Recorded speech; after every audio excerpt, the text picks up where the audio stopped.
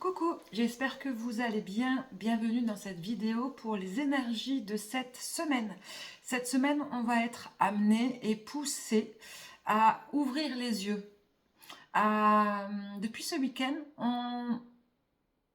vous pouvez vous sentir un peu freiné dans votre élan. Comme si en fait, la semaine dernière, on a été complètement à côté de la plaque ou totalement en bas au niveau des énergies, grosse fatigue, etc., etc., que fin de semaine, on a pu retrouver une sorte d'élan. Et d'un coup d'un seul, dans cet élan, eh bien, c'est comme si on se retrouvait face à un blocage, à un mur, et on ne sait pas comment avancer. Alors qu'en fait, il n'y a rien. Rien du tout. C'est pas forcément dans la tête, mais presque. Euh, c'est comme si cette semaine, on allait vraiment ouvrir les yeux sur ce que l'on ne voulait plus. Ouvrir les yeux sur ce que l'on veut changer. Ouvrir les yeux sur ce que l'on veut mettre en place, ce que l'on voudra faire. Pas forcément dans les prochaines semaines, mais plus tard. D'accord? Et de l'autre côté, on va se sentir, comment je peux mettre ça en place? Comment je peux acter ce changement? Comment je peux avancer maintenant? C'est comme si on avait fait tomber les voiles, on avait compris énormément de choses sur notre fonctionnement, sur nos actions, sur nos projets, sur ce que l'on veut, ce que l'on désire, sur ce que l'on est réellement, et qu'on avait un réel besoin de vouloir changer des choses dans sa vie, mais on ne sait pas quoi. C'est un peu ça, cette semaine. On va nous pousser à comprendre ça. Comprendre non pas ce que l'on veut changer, mais comment faire pour l'acter. Parce que la grande question, c'est comment maintenant que j'ai évolué, que j'ai grandi, que j'ai travaillé sur beaucoup de choses, comment maintenant je mets ça en place réellement dans ma vie de tous les jours. Et là, il y a trois sortes d'énergie qu'on me montre. On me montre celles qui peuvent être encore bloquées par des blessures non résolues, par encore des schémas répétitifs, par encore une dépendance affective ou une dépendance matérielle aussi de certaines choses. Pour ces personnes-là, pour ces énergies-là, on parle d'identification. Il va falloir aller chercher cette identification de ce problème réel, vraiment de pointer et mettre le doigt dessus.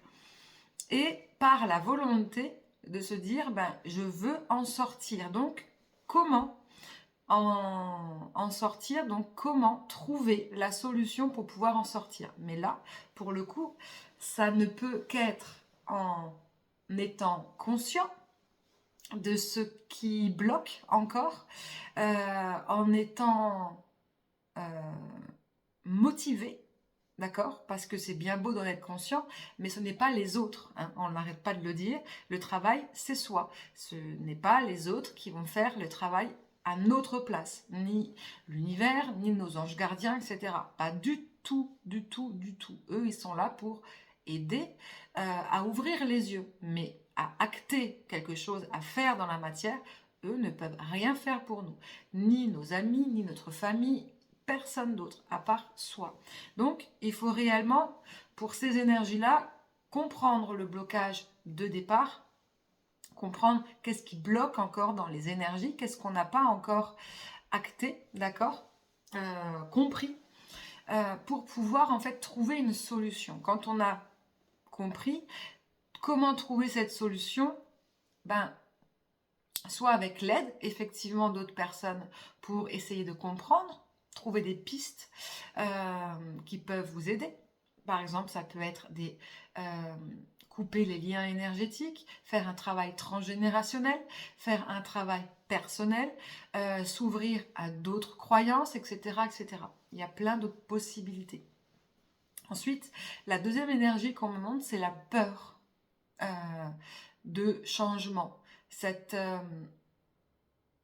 peur qui paralyse.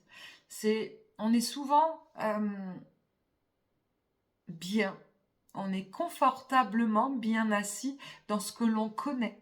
mais changer de fauteuil, changer de lit, de matelas peut paraître déstabilisant quand on a un lit depuis longtemps, mais on sait qu'il faut le changer parce que on commence à avoir des problèmes de dos, etc., etc. Ou parce que tout simplement parce qu'il devient de plus en plus usé. Euh, on va être,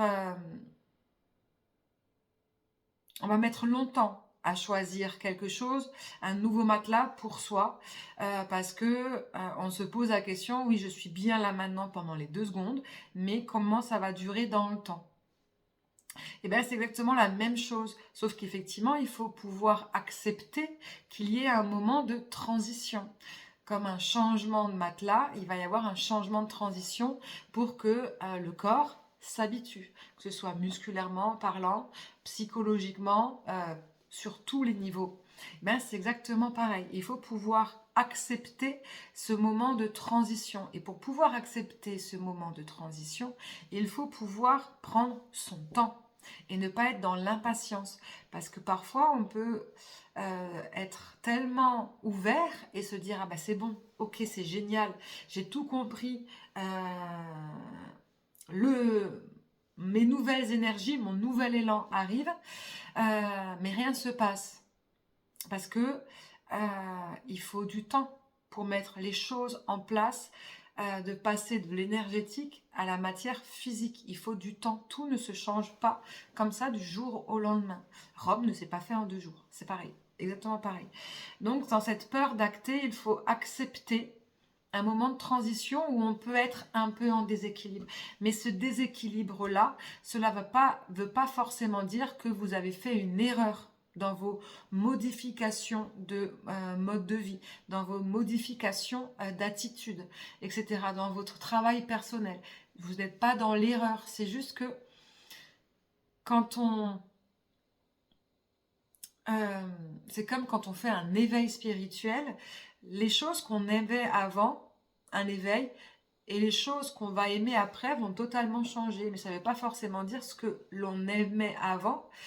On va plus les aimer. On va peut-être les aimer d'une autre manière. À nous de comprendre en fait en quoi nous avons évolué, comment on a pu travailler, qu'est-ce que cela engendre dans notre comportement de tous les jours, en fait, de pouvoir s'observer et de se dire, bah, avant je réagis comme ça, maintenant je réagis comme ça, dans le détachement ou plus fort émotionnellement, ça peut être les deux. Et bien du coup, quand on se rend compte de comment on agit réellement en comparaison de ce qu'on a réagi avant, eh bien on se rend compte réellement de cette évolution. Et en ouvrant les yeux sur cette évolution, non pas de comment et si ça a été acté, mais de voir réellement ce que ça engendre dans la matière, eh bien vous allez comprendre ce que cela va engendrer également dans vos modes de vie, de ce que ça va changer. Et donc du coup, en comprenant ce fonctionnement, eh bien la peur disparaît. Parce que du coup, au final, on se rend compte que ce n'est pas euh, l'extérieur qui change, c'est nous intérieurement. Et donc du coup, en changeant intérieurement, on reste nous-mêmes en fait. Il n'y a pas quelque chose d'extérieur, de nouveau. Il n'y a pas de... je suis en train de me perdre dans ma canalisation, je le sens bien. Vous me direz, mais je crois que je me suis perdue. C'est pas grave. À partir du moment où on sait quand même qu'on est ancré dans ce que l'on est, et bien du coup, on n'a plus peur d'aller de l'avant. Voilà. Et la troisième énergie, c'est où aller, du coup. Maintenant que j'ai tout compris, en fait, j'ai compris mon évolution, j'ai compris mon changement, j'ai compris ce que ça engendre dans la vie de tous les jours. Maintenant, où je vais? D'accord? Qu'est-ce que je dois faire? Eh bien là, il faut juste se retrouver à être connecté. C'est là que les guides, c'est là que l'univers intervient également en nous envoyant des signes, en nous envoyant des petits messages. Donc il faut rester connecté. En restant connecté, ça veut dire en gardant foi en soi. Ça veut dire en ne perdant pas confiance. On évolue, on change. Il peut y avoir des moments où ça peut stagner, où rien ne se passe. C'est exactement ce qu'il se passe en ce moment dans nos vies et dans nos énergies, mais ça ne veut pas forcément dire qu'il ne va plus rien avoir et que tout ce que l'on a fait comme travail n'a servi à rien. Bien au contraire, on reste connecté, on garde la foi et on aura, par des messages, par notre intuition, par des écoutes extérieures, par des nouvelles rencontres de personnes, eh bien on comprendra, on saura où on va devoir aller. Voilà pour cette canalisation où je pense que je me suis pas mal perdue quand même. Donc si je dois faire un résumé de tout ça, je dirais, dans cette semaine, on va essayer de comprendre notre évolution. On va essayer de comprendre où on doit aller. Qu'est-ce qui peut encore nous bloquer? Mettre le doigt sur nos blocages, comprendre comment faire pour les débloquer. Ensuite, comprendre comment on a évolué, ce que ça joue dans la matière, hein, nos actions du moment, etc. Vous allez peut-être entendre dire « Ah, tu as changé ces derniers temps ». Non, j'ai pas changé, j'évolue, mais effectivement, ça ne doit pas normalement perturber notre entourage proche, d'accord? Proche, ceux avec qui on veut continuer notre route. Effectivement, il y a un tri. Ça, c'est comme ça, c'est pas autrement. Des personnes vont s'éloigner de notre chemin. C'est la vie qui fait ça. On s'éloigne pour rencontrer des nouvelles personnes et ces nouvelles personnes vont nous ramener vers un nouveau chemin et c'est eux qui vont nous aider à nous guider vers ce que l'on doit faire. Bref, tout ça cette semaine, dans les énergies, ça a commencé déjà ce week-end, hein, mais tout ça cette semaine, ça va perdurer encore après, mais ne vous inquiétez pas si cette semaine ou si depuis quelques jours, vous ressentez un boost d'énergie, mais vous vous retrouvez face à un mur. On laisse faire. On laisse travailler. On fait encore une sorte de bilan. Et on va sortir en fait de cette sensation d'inutilité. Oui, c'est ça, c'est le terme. Comme si en fait ces dernières semaines étaient vraiment inutiles. On va en sortir, mais gardons confiance en nous-mêmes.